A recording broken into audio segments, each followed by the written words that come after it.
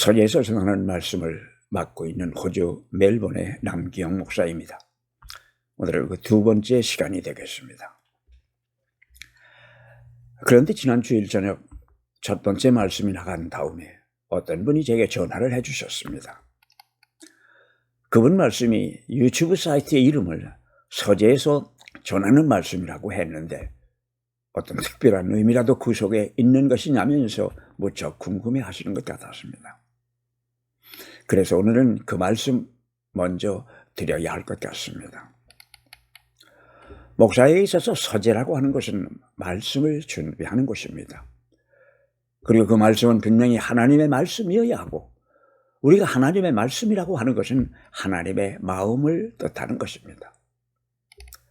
그리고 그 전하는 말씀이 하나님의 마음이 되기 위하여는 말씀을 준비하는 목사의 서재는 또 하나님을 만나는 곳이기도 합니다.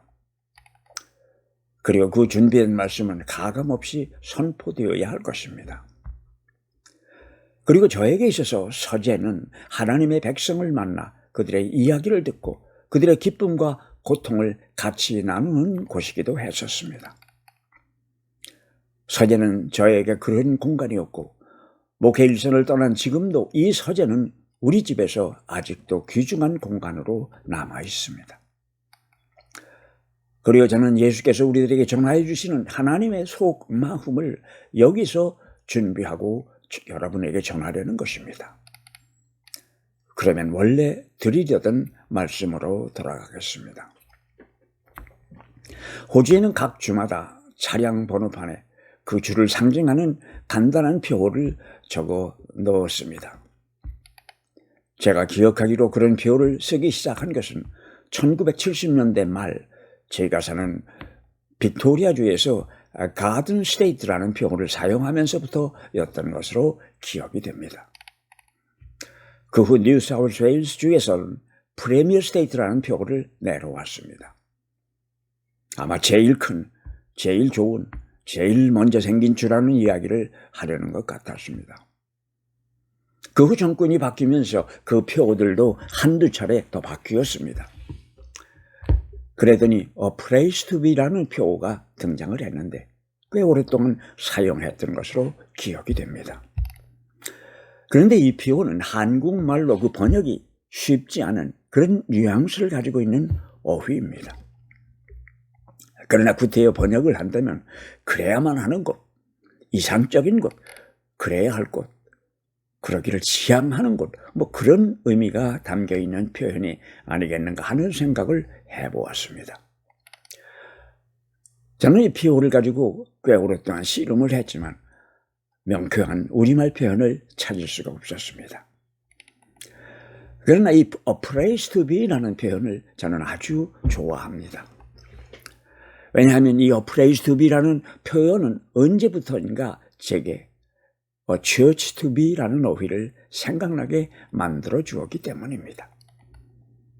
A Church to Be, 교회다운 교회, 예수께서 생각하셨던 그런 교회, 우리가 꿈꾸는 교회, 뭐 이런 깊은 뉘앙스가 그 속에 들어있다고 느낄 수 있었기 때문입니다. 예수님의 마음에 더 가까운 교회를 만들어 보려는 과정에서 초대교회가 우리보다는 훨씬 쉬웠을 것이라고 생각하는 사람들도 있습니다. 그러나 그들은 모든 것을 처음부터 시작하는 것이나 다를 바가 없었습니다. 그런데 예수께서는 이 세상을 떠나시면서 교회 조직을 위한 그 흔한 기구표나 계획서나 지침서 같은 것을 남기신 것이 없었습니다. 예수께서는 그저 무작정 하라고만 하셨습니다. 너희는 온 세상에 나가서 만민에게 복음을 전파하여라. 그것이 교회를 구성하는 데 해당되는 예수님께서 남기신 말씀의 전부였습니다. 그리고 마가복음 16장 19절을 보면 주 예수께서 그들에게 말씀을 하신 뒤에 하늘로 들러 올라가셔서 하나님의 오른쪽에 앉으셨다고 마가는 그때 상황을 설명하고 있습니다. 예수께서는 모든 가르침을 말로 하셨지 글로는 한자도 남기신 것이 없었습니다. 예수께서 말씀하시는 것을 들었던 사람들이 구두로 전하여 내려오던 것을 한 세대가 훨씬 지난 다음에야 그 구전되던 것들을 기록으로 남기게 되었다는 사실을 우리는 잘 알고 있습니다. 더구나 예수께서는 자기의 생각과 가르침을 체계화한 일도 없으셨습니다. 후세 사람들은 이것을 조직신학이라고 부르지만 이 일은 사도 바울의 몫이었습니다. 우리는 바울이라고 하면 그저 이방인들을 향한 위대한 선교사로만 생각하는 경향이 있지만 이에 못지않게 그가 남긴 위대한 업적은 예수님의 가르침을 처음으로 체계화하는 작업을 시작했던 사람이었습니다. 이것은 예수님의 가르침이 하나의 종교의 형태를 갖추기 위하여는 꼭 필요했던 과정입니다. 로마서를 읽어보면 바울은 거기서 예수님의 가르침을 중심으로 하여 기독교 신학의 기초를 말하고 있습니다. 바울이 쓴 것으로 되어 있는 다른 목회서신에서도 이와 같은 바울의 생각을 우리는 쉽게 찾아볼 수가 있습니다. 특히 고린도전서 12장과 에베소서 4장을 보면 바울은 교회를 사람의 몸에 비유하고 있습니다. 그러면서 교회가 어떻게 운영되어야 살아서 생명을 가지고 있는 교회가 될 수 있는지를 설명하고 있습니다. 여기서 사랑은 교회 조직과 선교의 핵심이 되어야 할 뿐 아니라 교회가 존재하는 의미를 찾는 근본이라고 역사합니다. 우리의 몸이 생명을 유지하기 위하여는 계속 숨을 쉬어야 하고 또 숨을 쉬게 하는 공기가 필요한 것처럼 살아서 생명 있는 교회가 되기 위하여는 사랑이 절대적으로 필요한 것이라고 바울은 역설합니다. 그는 또 교회가 하나 되는 근간을 겸손과 사랑에 두고 있으며 주님의 일을 하다가 죄 없이 감옥에 갇힌 사람으로서 구원한다면서 하나님께서 우리를 불러주셨으니 그 불러주신 뜻에 합당한 삶을 살도록 최선을 다하라고 당부합니다. 저는 이 바울이 말하는 주께서 불러주신 뜻에 합당한 삶이라고 하는 것이 바로 이 A Church to Be가 아니겠는가 하는 생각을 해보았습니다.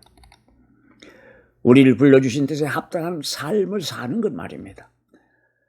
그러기 위하여 우리는 사랑으로 서로 용납하면서 오래 참아야 한다고 사도 바울은 말하고 있습니다.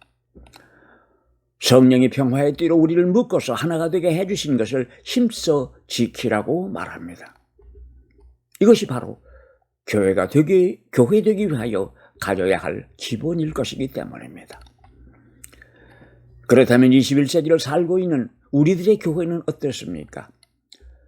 초대교회들과 비교해서 예수님의 생각으로 속을 꽉 채우고 있느냐 하는 것입니다. 그래서 우리는 주님 앞에 당당할 수 있습니까? 그런데 현대사회가 아주 당연한 것으로 인정하고 수긍하는 물질주의 속에 교회도 휩쓸리고 있다는 비참한 사실입니다. 이것은 예수님의 생각과 가르침과는 아주 다른 것들입니다. 며칠 전에는 인터넷에서 보았는데 한국에 있는 어떤 교회 건물들이 몇백억의 주인이 바뀌었다면서 코비드-19 때문이었는지는 몰라도 헌금이 예상했던 대로 들어오지를 않아서 불가피한 조치였다고 하는 소리를 들었습니다. 저는 이 소리를 들었을 때 이것이 한국 교회가 자랑하는 대형 교회의 현주소인가를 묻고 싶은 충동이 일어났습니다. 교회 재정적 출처는 물론 헌금입니다.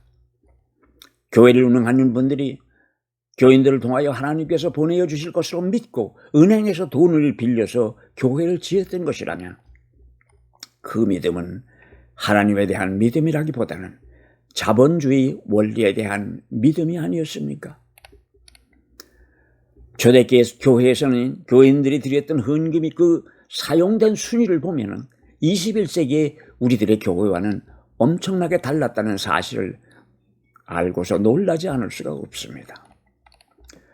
초대교회에서 헌금이 사용되었던 우선순위의 첫째는 가난한 사람들을 돕는 일이었습니다. 그리고 두 번째는 선교사들을 도와 선교에 힘쓰는 일이었고 세 번째 정도가 교회 건물을 돌보는 일이었으며 아마도 그 마지막이 목회자들의 안녕이 아니었나 하는 생각이 듭니다.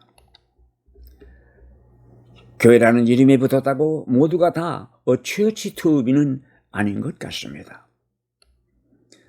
앞으로 우리는 이 시간을 통하여서 우리 주님께서 마음에 두셨던 그 church to be를 더 알게 되는 은혜의 시간이 되기를 소망합니다.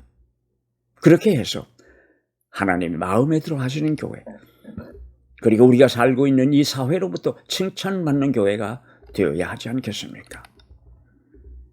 다음 주일 저녁에 다시 뵙겠습니다. 주님이 주시는 평안이 여러분과 같이 하시는 보람찬 한 주일이 되시기를 기원하겠습니다. 여러분 감사합니다.